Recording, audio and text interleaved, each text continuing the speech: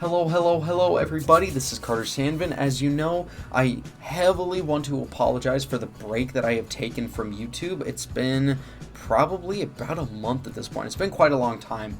I know that in terms of video uploads, it's not a lot. It's only been about 3 or 4 videos that I've missed, but it has been a month. I've just had a lot going on personally, new job, wedding that I've had to visit, of course financial stuff that just comes with being a fledgling adult. But anyways, I am hoping that now we can soon get back on track with our regular uploading schedule. Thank you so much guys for tuning in.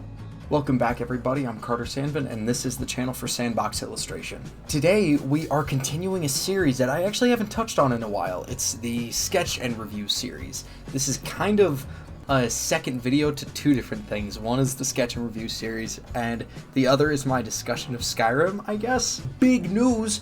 Get all the hooplas! Ah! So recently, I actually just finished a game of Skyrim. I didn't complete the game, I didn't do the entire thing in all of its completion, like I didn't do every single opportunity available, but I approached the game in a way that I thought was appropriate, and I'm actually going to delve into that when I get into the review of the game. For what I was doing with the game, I finished it, and that's actually the first time that I've ever finished Skyrim.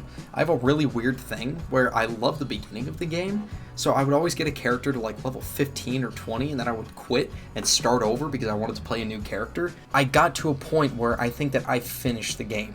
Like I said, I'll delve a bit more into that, but with that, I wanted to discuss some of my thoughts on the game itself, some critiques that I have, some issues, some highlights of course, and I also want to delve into the character that I created and the world that I built for him, similar to what I did with Vrock in the last Let's Draw. So I'm going to get into sketching that character, and once you see that, you'll start to hear everything that I have to say about the game, so I don't think there's much else to say. Let's get to drawing. So today, this entire sketch and review episode is of course going to be discussing Skyrim and looking at one main question that I have about the game. Is the entire game of Skyrim a bit hollow, a bit shallow? Does it lack any emotional depth when it comes to all of the lore and the character development throughout the game? First, just for clarification, the sketch that you are seeing currently be made right now is of Devriel, another original character that I created, similar to Vrock, where when I was playing the game as this character, I kind of wrote a little backstory in my head for who Devriel was, and then I decided to coast my gameplay and all of my choices within the game to fit along with how Devriel would make that choice rather than with what I would want to do. Similar to how you would do, say, a Dungeons & Dragons game or just any other tabletop role-playing game. What really fascinates me about games like that, which my friend Adam has actually told me this, he said, sometimes when you're writing a character, one of the more interesting things to do is to not necessarily think strategically, but think within what your character would do. The character that you are making in your tabletop game, what choice would they make? It may not be the best choice, but what would they do? And that's how I like to approach Skyrim. And in fact, that is a great transition into getting into some of the aspects of the game that I truly love.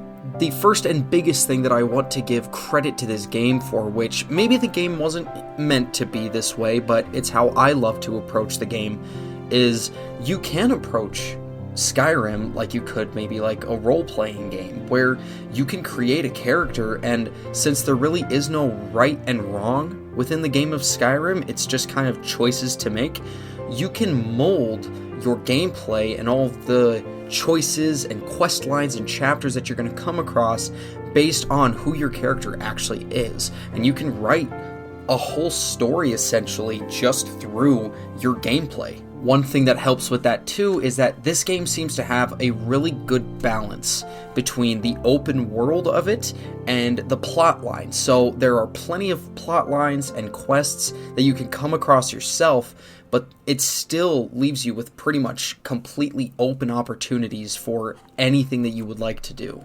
You can do things that are completely unnecessary to the story itself, or you can just go and complete the main campaign or join any of the main factions within the world. That is a really nice aspect that I like of Skyrim, which is, with there being essentially unlimited opportunity within the world, it seems to be a really nice balance between open world and plotline. Getting into the world itself, I find it very creative for a standard fantasy world. Now, it is some of the more typical things that you might see, where it's really just like, elves and wizards and orcs. But honestly, when it comes to all of the fantasy elements within this world, I find it so interesting to delve into all of them. The amount of races that are in the world, the magic that you can use in the world, all of the opportunities that you can have with this setup, I find that to be really well fleshed out, and the amount of opportunity that you get with this fantasy world, I find to really be a fruitful experience within the game. Yes, I did just say fruitful. I guess I'm trying to be proper here or something. Now, I would say that those are probably my only major pros for the game, at least looking at the whole of the game. Now, don't get me wrong. Those are not small pros at all. Just because there's only about 2 or 3 that I listed off, those are huge, and they really do impact the game itself.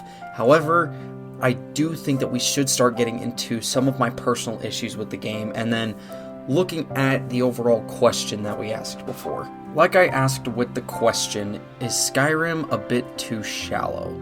The reason that I ask that is, while there is an abundance of opportunity, an abundance of story as well, it seems that a lot of that story and a lot of that opportunity, when approached, can come across as a bit lacking in emotional depth. Whether it be the acting of some of the characters that are in the game, whether it be the actual stakes and impact of the choices that you make within the world. Sometimes when I was doing, especially the main quest line, it really just felt like I was doing kind of any other quest, because what you were doing within the quest and how the characters around you interacted with your choices, it really felt no different than any other quest that you might do. First, getting into that, I want to talk about the acting in this game. While the acting itself is not terrible, I do find it to be a bit bland. Not even a bit bland. I would say it's bland for most of the game. Talking to NPCs and in-game characters about some of the stuff that's going on, like dragons coming back and the quests that you have to complete in order to take down the dragons, talking about things like Alduin or the rise of vampires, or even looking at some of the smaller ones like the companions and having to deal with the Silverhands. A lot of those moments when characters are like actually talking about them and saying like, oh, this person just died, oh my gosh, we just found where Parthenax is, something like that. It felt like a lot of those moments were just standard, you know? They were the bare minimum when it came to the acting. Not a lot of emotion was shown, not a lot of emotional range. You didn't really feel, I believe, the overall impact of what was actually going on in the game of Skyrim from any of the characters. With that comes an idea that I had about the game, or at least a thought about it, where a lot of the times it didn't feel like you were playing out a story. It felt more like you were almost just completing a checklist. Sometimes when I was completing moments within the main campaign or any other campaign that I joined into within Skyrim, it really did feel like I would get almost as much impact personally doing one of those, say, like old text-style online games that you would get on your PC, you know? Sometimes it felt like I was just kind of given something in front of me, and it's like, okay, we'll do A, B, or C, do that, and then you move on. It didn't feel a lot of the times like I was in a story. It felt like I was just given a list of objectives to do, and then once they're finished, I would just go on my merry day, I guess. And like I mentioned too with this, especially when we look at the main quest line, because of the points that I just made before, if you played any other quest line within the game, with that I mainly refer to different factions that you could join within. So there was the Dark Brotherhood, there was the Companions, you had the Dawn Guard, having any of those moments, those didn't feel any less powerful storytelling-wise as the main questline did, and that's not that good, because the main questline was, you were literally saving the world. You know, Alduin was I believe he was called the Eater of Worlds. Was that his official title? It was something along that line anyway. And if you were to play that, and then go do, say, the Dawnguard questline, go do the Dark Brotherhood questline, those didn't, like, the main questline did not stand out really at all from those other ones. If anything, if I had to just speak from my own personal opinion, sometimes it felt like the Dawnguard questline was more emotionally unfolded and unraveled than the main questline was. I think another problem that comes with this is the choices that you can make within the game, they don't really have a long-term impact. A big part of this being, when I finished the end of the main quest, I chose not to kill Parthenax because, again, going back to what I said about how I approached playing as Devriel, I did it more from the lens of telling a character's story rather than completing an objective, and I thought that it would be the most fitting for what Devriel came to the conclusion to within his own mind to not kill Parthenax. Now, when you get there and you talk to, say, Delphine about it, one of the people from the Blades, they really just are like, go kill Parthenax, and there's not really an option to say, perhaps, no, I don't think I'm going to do that. And it would be really nice, too, if you saw some consequences from all the things that you do in this game. Another one, too, that I can think of, when I was first approached with the Dark Brotherhood in the game, I chose to destroy the Dark Brotherhood instead of joining up with them. However, getting into the Dark Brotherhood questline, you have to kill the runner of the orphanage in Riften, I believe, and I wasn't a fan of that. I wanted to keep down the line of my character's not going to take life unless absolutely necessary. And I didn't like the fact that there was this inconsistency here where you could approach the Dark Brotherhood as if just like, oh, I don't want to join them, I'm going to go against their ideals. Whereas you're just given a thing to do, and then you are given the choice of you're going to join them or not. And then that's kind of it.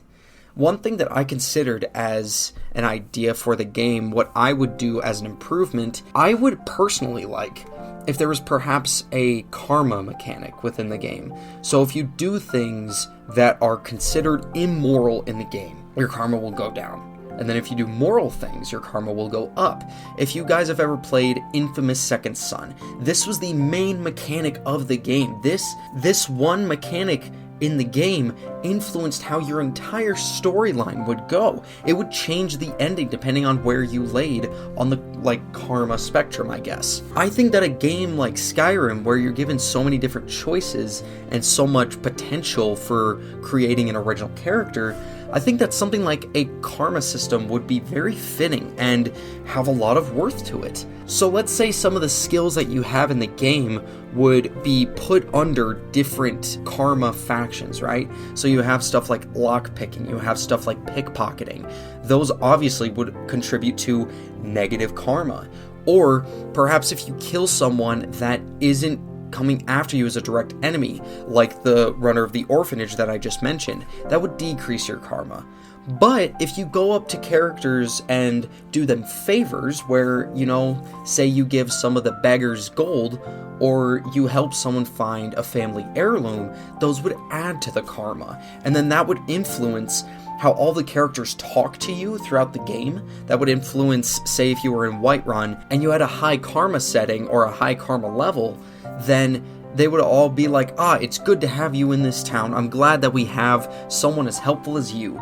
Or if you have a low or a negative karma level, then of course they're going to be like, you shouldn't have been allowed back into this town. I think that would be very nice. I think one of the biggest problems with Skyrim is that the feeling of consequences, and any kind of consequence at all really, just isn't really there. This right here is the perfect way to encapsulate all the other issues that I had with the game. when you have quest lines that really just feel like checklists to do, or you have characters that don't really seem to understand the depth and the impact of the choices that you're making, I think all this would be fixed if you had just like, I don't know, a good and bad meter within the game. You could figure out, like, okay, you have a positive karma point, or a positive karma level. You have a negative karma level. And this could be also a fun way to play if you are trying to create an original character like I did, and you're trying to mold the gameplay to fit your original character. Because if you want to create, say, the uprising of a villain within your game, which I tried once, then you could refer to your karma levels and see what you're doing and try to fill those out. Or if you want to have someone who starts off evil but then becomes good later on, then of course that karma level would be perfect to look at. Now, don't get me wrong, Skyrim is one of my favorite games of all time. I have so much love for the game. I have so much connection to the game. It's been a game that's been in my life for years at this point. I started playing it, I believe, when I was 12 years old. And I don't want this entire discussion to just be me saying Skyrim is bad, it's a waste of time, it's not as good as you think. All I want to do is discuss some of my issues with the game and understand that no matter how you may feel about a game, what's important to do is to think about the problems that you see in front of you. Because if you can make your voice heard on this stuff, then perhaps you can influence how other games are done down the line, or how other stories are made down the line. I've mentioned this before, that the main reason that I always like to critique the media that I consume is for my own purpose, because I am a story writer, and I love to look at stories and see what are they doing that I could learn from.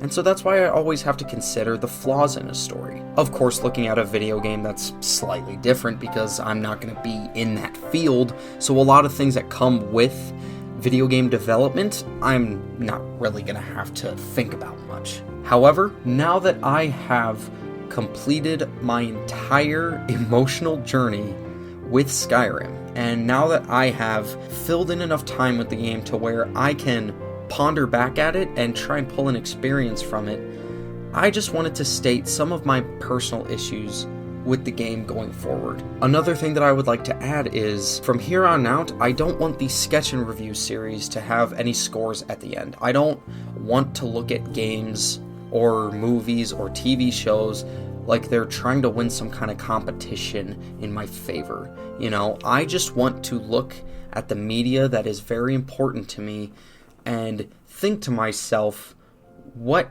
can this do better? What does it improve on? What does it have as some highlights? And overall, I just want to open up a dialogue with everyone that is perhaps interested in talking about Skyrim or any other story, of course, and go from there. So, all I want to leave this off with is Skyrim is a game with so much potential that unfortunately, I cannot say that it enacted on all of the potential that was in front of it.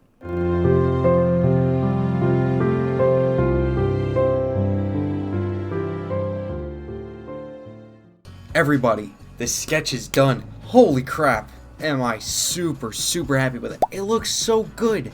Holy, okay. What I'm gonna do with this time now is, if you guys noticed, I did not describe or tell the story of Devriel as a character. I said that I would, but I want to do that right now because I want to do it actually looking at the piece. The way that I'm gonna do this is I want to tell the story of Devriel that I kind of wrote in my head, corresponding with the major plot points and gameplay moments that would correspond with each moment within the timeline of the game itself. So when I first was getting ready to play as Devriel, I came up with the idea in my head that you would have a wood elf, and the wood elf would start out very young, wanting to be a fighter. He wanted to be a warrior, but he was a child with a very small stature, and he was a wood elf, you know? They're not typically looked at as a race of warriors, you know? You would have to look at like Nords or orcs for that. And he struggled a lot with that growing up. People would often look down on him, and no one would really humor him in his goals of wanting to actually be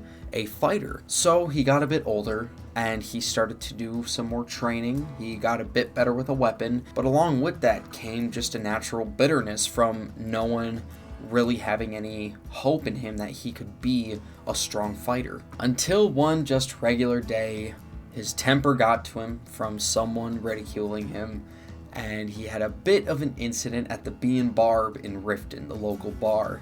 And he had a bit of a bounty on his head, took off, and tried to just run away from the situation. However, guards unfortunately got to him once he got to the border, was held as prisoner, and was going to be taken in for execution for not paying off his bounty. That would be the opening of the game. Then, of course, you know the typical stuff after that. He discovers that he is Dragonborn, and he soon learns that he can still be the fighter that he's always wanted to be, but now he should try to use it for some good. So, as he's going through his life after this point, he's trying to do some training, learns his good old Fusro Da, meets the Blades in their pursuit to take down Alduin, the Eater of Worlds, and he also decides to join the Companions, a group of warriors that he thought would help him in his training, and it goes quite well until his little incident with lycanthropy and having to become a werewolf. He soon learns part of this group is just kind of being violent for the sake of being violent. He was thinking of stepping away until the unfortunate death came of one of the leaders. Codlak Whitemane is his name, not Whitename. He has his unfortunate passing, and of course it was done by the Silverhands, who have become a mortal enemy of the Companions. Now I'm going to add in here a little bit of a Skyrim theory. It's not actually canon, but it is a theory that some fans have had, and I thought that it was kind of fitting for Devriel's story. But as I mentioned before, the Companions have started taking up in transforming into werewolves for their warrior endeavors. And the Silverhands actually used to be part of the Companions, but they saw what they were doing with lycanthropy, and they decided to step away, and because of the turmoil that came with that, they soon became the mortal enemy of the Companions. This would inevitably lead to the death of Codlak. At this point, Devriel had developed quite a relationship with Codlak, with seeing him as a mentor figure and all that, especially becoming so close to the Companions as he did. So when they were set out with taking down the Silverhands once and for all, he did such in, let's say, not a very dignified manner. And soon after seeing all the blood that he had spilled personally, he realized that he needed to take a different approach in his life. This is where you would see Devriel transition from his signature two-handed weapon, which was essentially just used for pure brutish violence, to switching over to a one-handed weapon with a shield to focus more on defense rather than straight offense. And the only times after this that we would really see Devriel cause any violent acts would be when it was clearly justified, like joining up with the Dawnguard to take down vampires, or taking down the Dark Brotherhood, who is the largest assassination organization, that was pretty cool to say, assassination organization in Skyrim. But then we finally see Devriel take on his largest feat yet, going to defeat Alduin,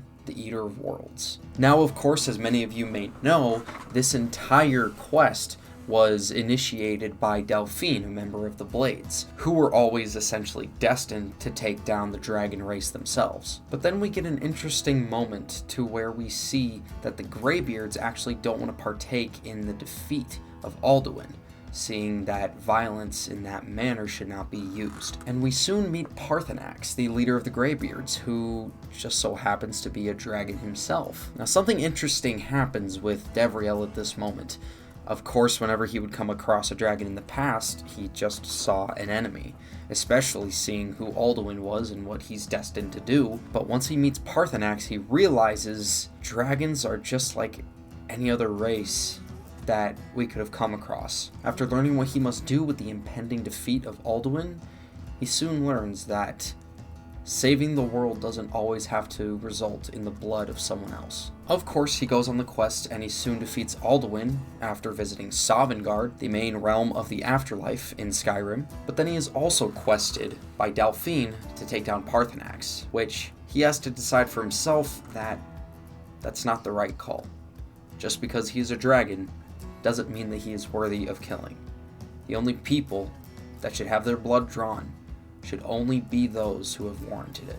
And Devriel has tried to live this way for a long time at this point. In fact, if it weren't for him, the civil war in Skyrim would have still been going on. He managed to bring a negotiation, in fact, between the Stormcloaks and the Imperials, ending the war completely. So, at this point in his life, he has saved the world and saved many innocent lives from dying. He decides that Paarthurnax is not worth killing. Paarthurnax is a being within himself that is worthy of living on, for he has done almost no harm on the world, at least no harm to Devriel.